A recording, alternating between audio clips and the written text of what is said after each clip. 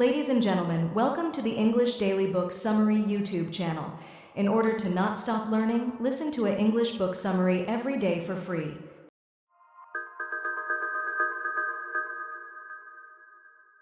Admiral William H. McRaven.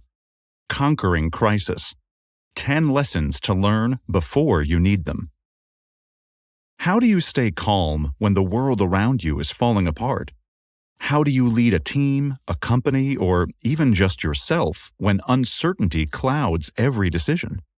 When disaster strikes, whether on the battlefield, in business, or in daily life, success depends on mastering the chaos.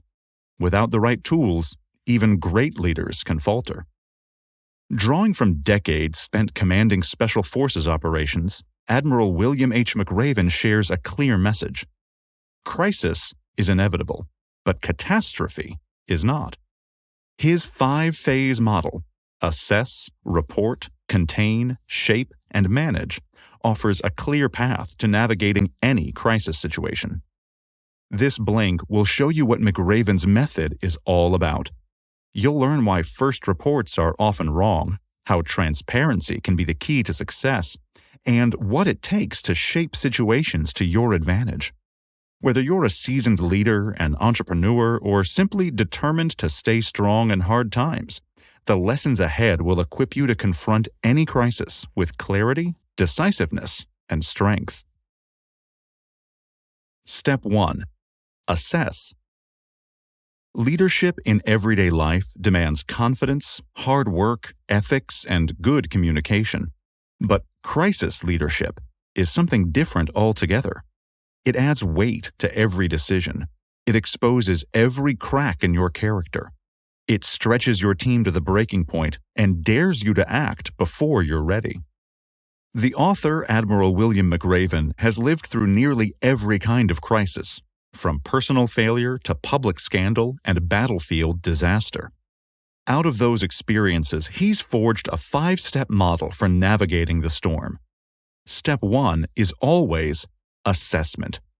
Slow down, survey the damage, and figure out what's actually going on. Everything that follows depends on getting this first step right.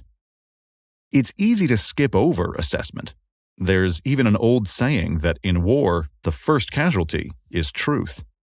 In December 1944, for example, American generals were confidently predicting an easy path to victory. Pamphlets described Belgian towns as quiet places for resting soldiers. Meanwhile, deep in the Ardennes forest, the German army was amassing a major offensive that would become the devastating Battle of the Bulge. It took massive casualties and a near collapse before leaders accepted the full scale of the crisis. First reports are often inaccurate for a simple reason. People believe what they want to believe, even in the face of warning signs. Intelligence officers dismissed the German buildup, and commanders wagered on the war ending by Christmas.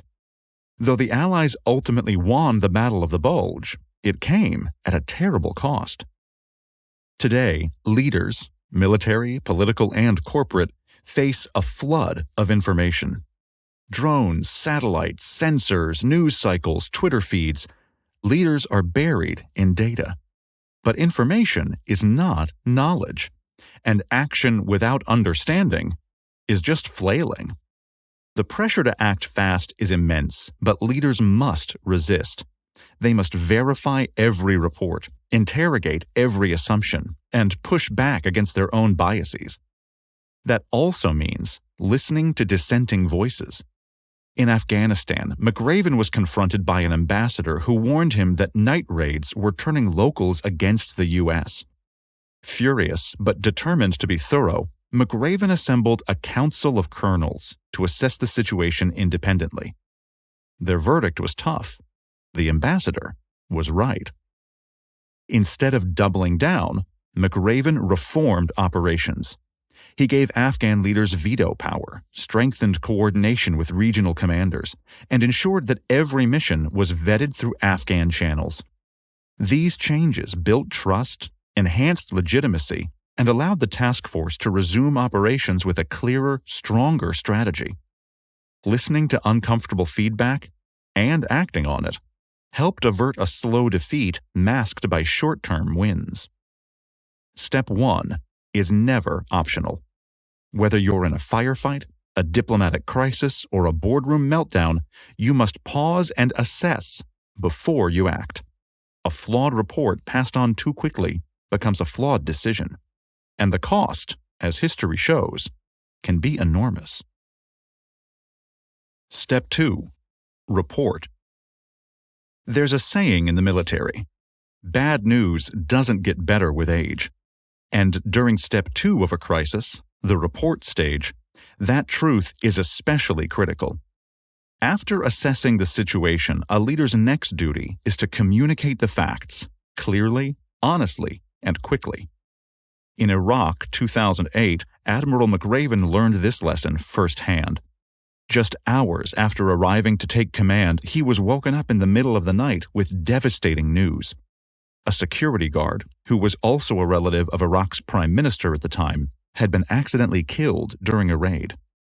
Instead of waiting until morning, McRaven called General Petraeus immediately to deliver the bad news. Petraeus wasn't pleased, but he made it clear. Being informed right away gave them the precious time they needed to contain the fallout. And from then on, Petraeus trusted McRaven because he knew he would keep him informed even if the news was bad. Delays are deadly in a crisis. When bad news goes unspoken, it festers. Leaders lose the public's trust, superiors lose confidence, and soon every step you take is questioned. History offers brutal examples of this. Take the Iran-Contra affair in the 1980s. President Reagan at first denied selling arms to Iran to fund rebels in Nicaragua. Then, bit by bit, admissions trickled out. Public support plummeted. By trying to hide the truth, Reagan turned a crisis into a scandal that dragged on for years. Being upfront, however painful, earns respect.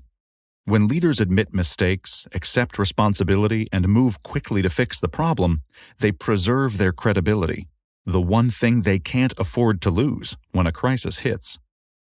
McRaven put this lesson into practice again in Afghanistan in 2010. After a successful airstrike against Taliban fighters, local reporters falsely accused his forces of killing civilians. Instead of dismissing the claims, McRaven did something unusual. He invited the skeptical journalists to his top-secret base. There, he showed them exactly how his team planned and executed missions, with painstaking care to avoid civilian casualties. Transparency didn't erase all suspicion overnight, but it did cool the worst criticism and opened lines of communication. It turned potential enemies in the press into cautious but fair-minded observers. Transparency isn't just good optics. It's a powerful weapon against distrust. When organizations are honest and open, they show they're acting in good faith. So take every opportunity to pull back the curtain, answer the hard questions directly, and show that you're facing the truth, not hiding from it. Step 3. Contain. In the smoky, crowded war rooms of 1942 London, Winston Churchill thumped his walking stick against a map and growled at his generals. The German battleship Tirpitz haunted him like a nightmare. If she broke free from Norway's fjords, Britain could lose control of the seas, and maybe the war. Frustrated with excuses about impenetrable defenses, Churchill demanded not just one plan to deal with the threat, but multiple options. In Churchill's mind, flexibility was more than a strategy. It was survival. So his commanders hatched daring alternatives. They could ram a destroyer onto the only dock that could repair the Tirpitz. They could deploy mini-submarines to plant explosives beneath the ship's hull. Ultimately, they pushed both of these solutions forward simultaneously. Success didn't come all at once, but Churchill eventually neutralized the threat. This was containment in action, the third step in Admiral McRaven's 5-phase model for managing a crisis. Fast forward to 1990. President George H.W. Bush faced a different kind of crisis when Saddam Hussein launched his surprise invasion of Kuwait. Caught off guard, Bush and National Security Advisor Brent Scowcroft knew instinctively that waiting for total clarity would only make things worse. Instead, they rapidly mobilized ships, planes, and diplomats, pushing military, economic, and political responses close to the crisis zone. They prepared for every possibility. By having forces and strategies in place early, Bush preserved his ability to choose the best path forward, rather than being boxed into a corner. In crisis leadership, decision space, which is your range of viable actions, shrinks fast if you don't seize it early. So, you don't wait for perfect information or certain success. You position yourself with multiple tools at the ready so you can shape events rather than react to them. Containment isn't just about having options, though. It's about acting fast. Think of it through the lens of the second law of thermodynamics, which states that systems left alone move toward disorder. Crises are no different. Leaders often hesitate early, hoping a crisis will burn itself out. But the truth is that the longer you wait, the harder the decisions become, and the worse the crisis grows. Action carries risk, but inaction guarantees chaos. This painful truth was clear in 2006 when McRaven's team targeted Algerian terrorist Mokhtar Belmokhtar. Officials dismissed Belmokhtar as a cigarette smuggler, and bureaucratic hesitations delayed action. Left unchecked, Belmokhtar masterminded deadly attacks across Africa, killing over 150 people. As this example shows, hope is not a containment strategy. Ultimately, containment is about expanding your decision space, moving swiftly to surround the crisis, and buying the time needed to shape a better outcome. Action, however imperfect, buys you another move. Step 4. Shape. Major Dick Meadows, with his broad shoulders, chiseled jaw, and crew cut, looked like he could still run through a brick wall at 60 years old. In 1991, this legendary Special Forces operator visited McRaven, then a Naval postgraduate school student, to discuss Operation Eagle Claw. This was the failed 1980 mission to rescue American hostages held in Tehran. Over beers, Meadows revealed what he believed was the operation's fatal flaw. He said, "We should have kept going with the rehearsal. We should have done the rehearsal again and again and again if we needed to. We rushed everything." The ambitious rescue plan required Special Forces to fly with a C-130 aircraft to a remote Iranian landing zone called Desert One, where they would link up with helicopters from the USS Nimitz. The combined force would move to a second staging area, drive into Tehran, assault the embassy, and extract the hostages. The mission collapsed when 3 helicopters turned back due to a sandstorm. Then, during refueling at Desert One, a helicopter collided with a C-130, killing 8 servicemen. The subsequent Holloway investigation identified massive failures in planning, coordination, training, equipment, command and control, and intelligence, compounded by a sense of urgency from the Carter White House. This experience encapsulates a critical principle of crisis management. While urgency matters, moving too quickly can lead to catastrophic failure. Once you've assessed the crisis, reported accurately, and contained the damage, it's time to shape. That is, to shape events before they shape you. The English poet Alexander Pope once wrote, "For fools rush in where angels fear to tread."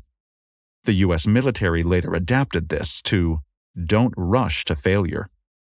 McRaven remembered this lesson when planning the famous 2011 raid on Osama bin Laden's compound. Despite enormous pressure to act quickly, the SEALs rehearsed every step again and again, planning for worst-case scenarios. So when the first helicopter crashed inside bin Laden's courtyard, no one panicked. Everyone knew what to do, having trained extensively for this possibility. The lesson is clear. In shaping your response to crisis, balance urgency with thorough preparation. And remember, that sometimes slowing down is the fastest path to success. Step 5. Manage.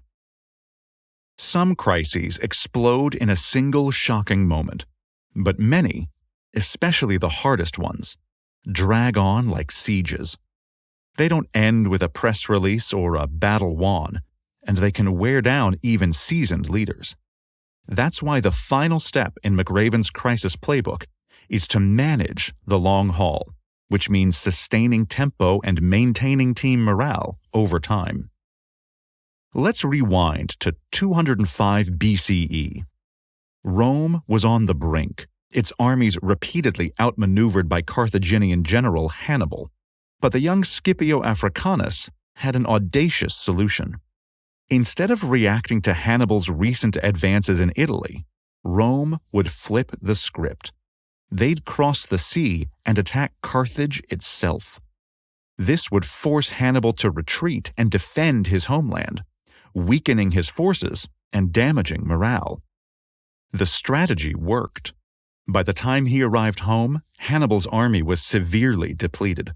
At the Battle of Zama, Scipio defeated him decisively, ending the Second Punic War. The lesson? To manage a crisis, don't just respond. Choose the terms of engagement yourself.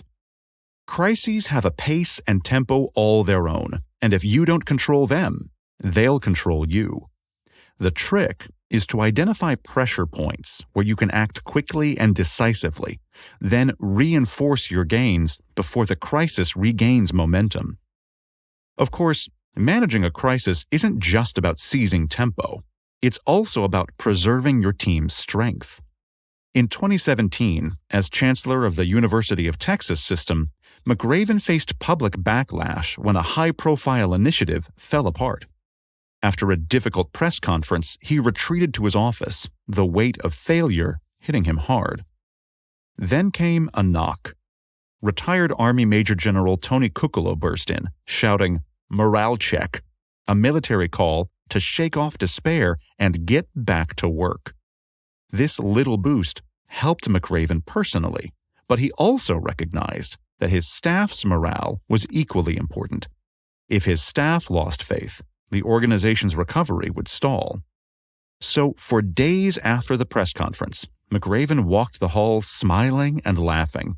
He talked about sports, cracked jokes, and made sure everyone knew they mattered. He publicly addressed the issue with employees and assured them he had a plan for moving forward.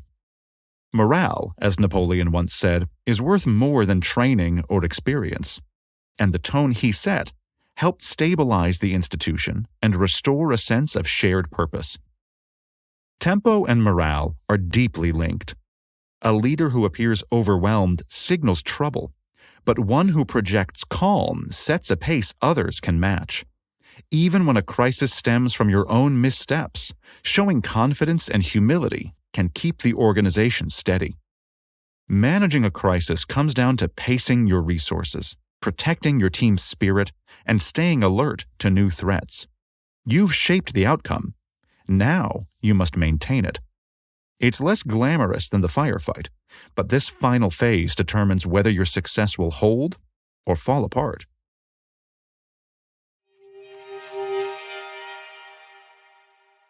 In this Blink to Conquering Crisis by Admiral William H. McRaven, you've learned that conquering a crisis requires a deliberate 5-phase approach.